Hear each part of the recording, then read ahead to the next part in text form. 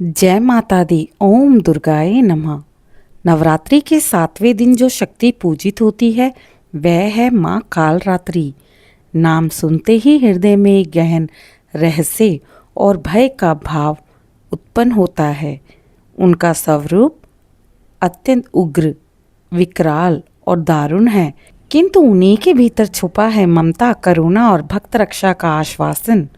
कहा जाता है जो भक्त निडर होके माँ कालरात्रि का स्मरण करता है उसके जीवन से भय, शोक, रोग, शत्रु और मृत्यु का संकट मिट जाता है।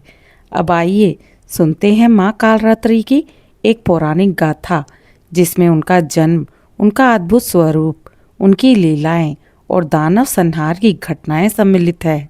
महिषासुर के वध के बाद असुरों का एक अन्य समूह पृथ्वी और आकाश में अपना आतंक फैलाने लगा। रक्तबीज नामक असुर, उसके साथ अनेक दानव बार बार देवताओं को युद्ध के लिए ललकारते। रक्तबीज के साथ साथ चंडमुंड, शुभ निशुंभ का अत्याचार भी बढ़ गया था। देवता भयभीत होकर पुनः शक्ति की शरण में पहुंचे और प्रार्थना की, हे जगदम्बे, आप ही हमारी रक्षा कर सकती हैं। इस समय दानवों का आतंक असहनीय हो चुका है, हमें आप ही का सहारा है। देवताओं की पुकार सुनकर माँ दुर्गा के शरीर से एक भीषण ज्योति प्रकट हुई। वह ज्योति काले रंग की थी, जैसे अमावस्या की रात हो। उनके नेत्र अग्नि के समान लाल, श्वास वायु के झोंकों जैसी प्रचंड और केश बिखरे हुए थे। उनका स्वरूप देखकर संपूर्ण त्रिलोक कांप उठा। उनका वाहन था गधा, उनके हाथ में लोहे का वज्र और खड्ग था, गले में मुंडमाला, कंठ में अग्नि की लपटें। देवताओं ने भयभीत होकर पूछा, माँ आप हैं कौन? उन्होंने गर्जना कर कहा, मैं ही शक्ति का उग्र रूप हूँ, मैं ही कालरात्रि हूँ। आज मैं उन दुष्टों का नाश करूँगी जिन्होंने धर्म और सत्य को ललकारा है।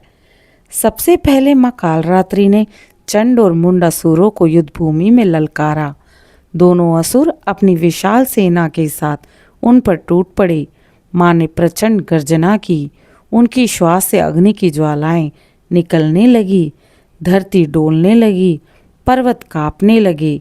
माँ ने खड्ग से चंड का मस्तक काट डाला और मुंड को पकड़कर भूमि पर पटक दिया।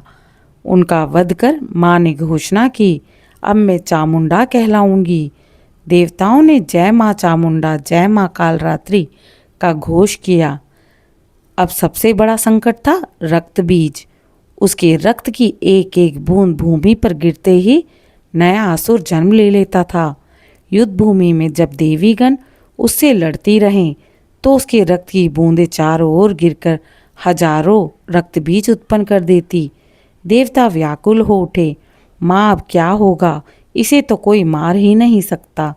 माँ कालरात्रि हंसी और बोली, भय मत करो देवगणों, अब देखो इस दुष्ट का अंत कैसे होता है। उन्होंने अपना विकराल स्वरूप धारण किया। उनका मुख आकाश तक फैल गया।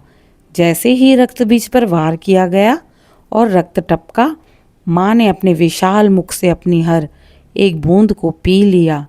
इस प्रकार भूमि पर रक्त की कोई बूंद न गिर पाई और धीरे धीरे रक्तबीज दुर्बल पड़ता चला गया। अंत में माँ कालरात्रि ने अपने खड्ग से उसका सिर काट डाला और रक्त स्वयं पीकर उसे सदा के लिए समाप्त कर दिया। युद्ध भूमि अब शांत हो चुकी थी। देवता गगन भेदी स्वर में पुकार रहे थे। देवतागण गगन से पुष्प वृष्टि कर रहे थे। जय माँ कालरात्रि, त्राही माँ, आपने हमारी रक्षा की, जैसे घोष गूंज रहे थे। विजय के पश्चात माँ कालरात्रि ने देवताओं से कहा, स्मरण रखो, अंधकार सदा भयावह प्रतीत होता है, परंतु वही अंधकार जब मेरी शरण में आएगा तो वह प्रकाश में परिवर्तित हो जाएगा। मैं अज्ञान और भय का नाश करूंगी। जो निडर होकर मेरी उपासना करता है उसके जीवन से हर प्रकार के संकट मिट जाएंगे। माँ कालरात्रि की उपासना से अकाल मृत्यु और भय दूर होता है। साधक को आत्मबल, साहस, गुण विद्या की प्राप्ति होती है।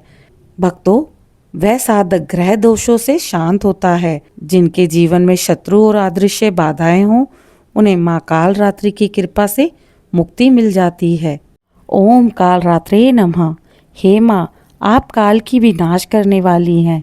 आप ही के स्मरण से भय का नाश होता है। माँ काल रात्रि की कथा हमें यही सिखाती है कि जीवन में चाहे कितनी भी अंधेरी रात क्यों ना हो, साहस और भक्ति से हम हर संकट का सामना कर सकते हैं।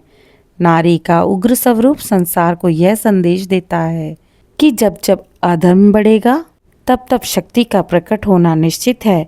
इसलिए नवरात्रि के 7वें दिवस जब भक्त माँ काल रात्रि की आराधना करते हैं तो वे न केवल भय मुक्त होते हैं बल्कि जीवन में प्रकाश और ज्ञान का द्वार भी खोलते हैं। जय माँ काल रात्रि, जय माँ दुर्गा। आशा करती हूँ आज 7वें दिन की कथा आप सभी को पसंद आई होगी। इसी प्रकार की और भी धार्मिक कथाओं को सुनने के लिए इस चैनल को लाइक शेयर सब्सक्राइब करें। जय माता दी।